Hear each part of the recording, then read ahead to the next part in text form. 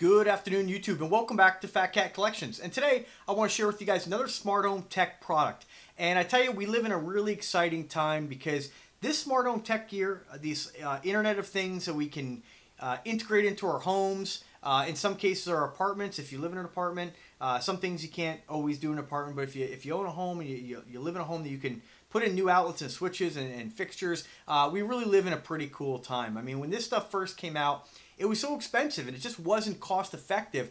If you were going to, build a house or retrofit your house with this smart home tech, and if you're not familiar with what smart home tech is, it's basically devices that are controlled via Wi-Fi and via a lot of the voice assistants. And whether turning lights on or off or changing colors of bulbs or whatnot, or appliances with your voice through either the Amazon products or the Google Home products, or using their app or the app that comes with the manufacturer's device. It's a great way to just get a lot of control over your home, not just for security purposes, to turn lights on or off as you leave or come home, for vacation modes. It's great. I love to be able to come home and just have control. If it's really dark, I'm getting home late, and maybe I didn't set a timer for something like that, or I hear a noise and I want to turn something on, I have control to be able to do that with pretty much any light in my house. So pretty cool. The downside to that is I remember when I first started looking into this stuff, even before the voice assistants, the price of some of this stuff when you go into the big box stores is like $50 for a wall switch, $50 for an outlet, for a smart plug. It just wasn't cost effective. It just wasn't worth the price to really integrate that into your home. Just too expensive, I mean, for you gotta look at, what kind of reward you're gonna get for what you're paying, and it just wasn't cost effective for me. Even regular dimmers, I mean, my God, if you go into a big box store, even a standard non-Wi-Fi or Bluetooth or Z-Wave or whatever protocol you might use, is not cheap. And I remember when I first bought my place back in 2004, I had a lot of the X10, and a lot of this Internet of Things, these Wi-Fi devices weren't actually out yet. They weren't actually available. And I used X10. That was a radio, kind of like a radio frequency called the X10 protocol. And that basically had a little transceiver you put inside your wall outlet. And what it did is use your house wiring to actually send the signal to these different devices. And I'll tell you, sometimes they worked, sometimes they didn't. Depending on your house and how it's wired, you may not. Some things just didn't work in different rooms. So I eventually just, as this stuff has become cheaper and I built the channel and started working with lots of different brands, it's fantastic to be able to share this stuff with you guys and have a fully blown smart tech home. I mean, it's just, now there are guys out there when I say that, oh, I've seen these and that, other guys have this. Yeah, there's always going to be some guys out there who have, bigger homes and more gear and microwaves. There's all different kinds of products you can get, but I have a lot of them in my house. So it's great when another company reaches out and sends me one that I haven't yet integrated. So the only problem is I'm running out of place to put things. So this is why I'm going to do this review today, video review, a little bit differently. I don't have this installed, but I'm going to share it with you guys because I did share with you guys this right here a couple weeks ago. This is Lumary, and this is a fantastic brand, exceptional price that allows you to replace your factory or your house wall switch with something that not only looks nice, cosmetically it looks a lot nicer than your standard crummy switch, but it's got an indicator on here where it'll let you know if the light is on or off, which for outside light, that's great. It's Wi-Fi enabled, and I've been so impressed with the quality of their products that they reached out and they sent me one of their smart wall outlets. So what this does, this takes the place of your standard outlet and converts that into a hardwired wall outlet that's Wi-Fi enabled.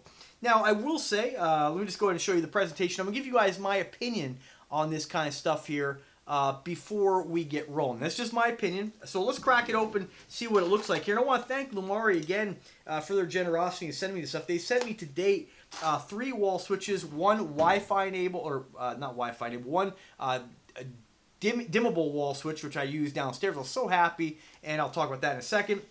And then 2 of their standard on-off Wi-Fi switches, which I use on my outdoor lights. This is nice looking. So I will find a spot for this and come back and re-review it again. But I know the product's going to work just like it says it does.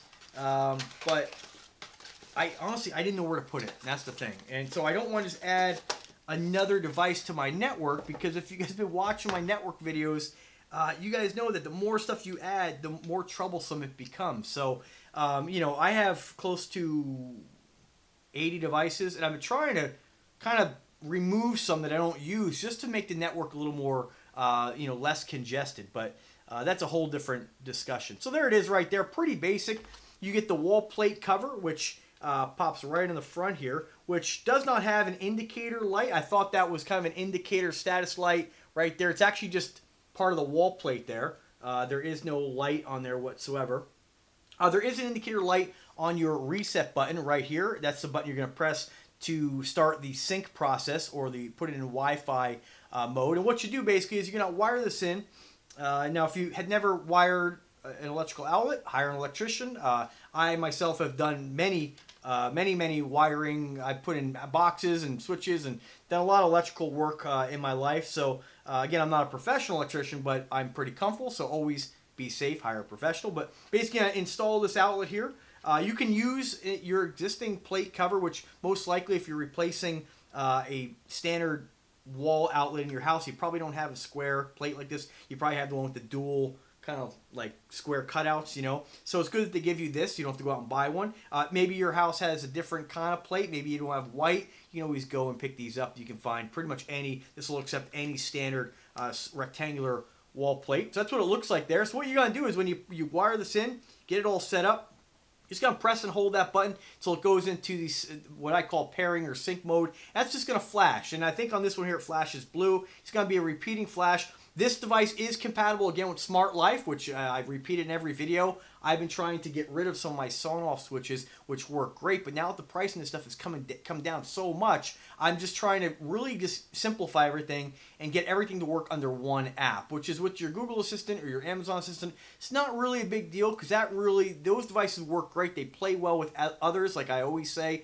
So whatever brand you have, usually, in most cases, their app and that voice control will work. Whereas, let's say, for instance, I had a lot of my backyard lights on sewn off, and now because a lot of the stuff I've been getting for sponsorship deals and review purposes are coming from different companies who work with Smart Life, now it's like if I want to turn on my backyard lights, let's say I don't want to use my voice, I want to use the app, I have to kind of remember, well, what app did I put this device under or that device? So I've been phasing out sewn off and phasing in all these different smart plugs that I have from, again, different companies, but they're compatible with Smart Life. So this is compatible with Smart Life. So if you've watched my videos in the past and you've accepted my recommendation, you bought some of these, this is a great way to add an outlet into your house. So that's really about it. There's not really too much else to say about it. It's pretty simple. It does what it says it does. Again, it's standard across the board, 2.4 gigahertz Wi-Fi compatible.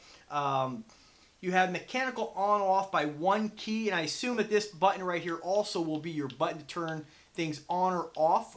It also, again, serves as your function button to put it in pairing mode or not. But once it's all set up and connected to Wi-Fi, this should glow blue, solid blue. You know it's Wi-Fi connected, and if you press it, you'll turn, I believe, both of these on or off at the same time. I don't believe one is switched and one's unswitched, but I'd have to test that to find out. What else? You have timers you can set with this through the Smart Life app. It's compatible with IFTT, which you're not familiar with that. IFTT kind of links things together, whereas if this, then that. That's what it stands for. So what happens is, let's say you have a, garage door openers don't. Okay, so let's say you have a smart lock, and you say, hey, well, I don't want to say the voice command, but let's say you use voice command or you activate it. So you lock your door. What can happen is you can set, even though that device may be linked with QuickSet or another brand lock, and maybe it's working through SmartThings, if you have SmartThings, and I hope you understand this, you have SmartThings working, maybe SmartThings is only compatible with your front door lock, right? Like mine's Z-Wave. So if I lock my front door, unless it's something that is linked in SmartThings, and SmartThings does not play well with others, it's one of those hubs that really only works with some of the big mainstream brands. So, which sucks because they kind of force you, if you want to use SmartThings, to really only buy brands you're really going to get ripped off on. Like this, through SmartThings, if you were to buy a compatible outlet that is compatible with SmartThings, it's probably going to run you $50. Whereas this, $19.99. So I bought SmartThings back in the day when I first started getting involved in this. I probably wouldn't even have it now, but I do use it for some of the Z-Wave stuff. So really in my house, I only have two Z-Wave devices. My front door lock and what else? One of my wall switches, which really at some point I may phase that out too. I mean, Z-Wave is nice because you can get some things off your Wi-Fi network. So if you're using a lot of devices on your network, it's a nice way to be able to say, all right, well, now I don't have my wall switch on Wi-Fi, and the connection's really quick. So if you lose connection, you basically power cycle the device and you're connected. And all these devices, they kind of work off one another. So I don't want to get involved in a discussion on Z-Wave, but if every device you have that's Z-Wave, it's almost like a mesh network that's increasing the reliability and the signal strength of your Z-Wave network. So they all interact with one another. So totally different discussion, lots of information on YouTube. I'm not the expert on that, but I do appreciate it. But these have come down so much in price, it's like, why bother, with the Z-Wave anymore if I'm not using a lot of them, So other than that, so with IFTT, getting back to that, you can say, okay, well, because IFTT is like a third-party website, basically you can say, okay, well, let's say my front door locks, you want maybe a device plugged into this to turn on. And it'll do that. So it's like a middleman between devices it's like a translator between devices that normally wouldn't communicate. So that's pretty cool. So, and I use it for some things. I don't really do a lot of the home automation other than lights on or off at certain times. My ponds, my pumps, my water feature, certain lights around the house, but there's lots of different things you can do with this. What else? That's really about it. It says here you can also wake up an outlet by temp, humidity, and PM 2.5. I'm not sure why they list that because I don't believe this has any of those features in it to do that. It doesn't have any sensors. So that's almost a little false in mentioning that. I'm not sure why they mentioned that. You would have to have some sort of device that monitors that stuff. It says you can wake up the outlet by temperature, humidity, or PM 2.5. In order to do that, you would have to have a device like my Foobot to communicate with this outlet through IFTT to do that. So they really should remove that. Take that with a grain of salt. I don't want you guys to go there and be like, oh, I thought it would do this. So here's what it does. You can control it with Smart Life, on or off set timers. You can control it it's compatible with the Amazon Alexa and Google Home product, okay, the voice assistants. I'm not sure if it works with, it doesn't mention, what's the other one, the Apple version, I forget the name, I don't use that, so it doesn't mention anything else besides that. It doesn't even mention, hang on a second here, sorry guys. So, sometimes the only downside sometimes to some of the listings on here, it says it has a tamper-resistant receptacle. I don't see...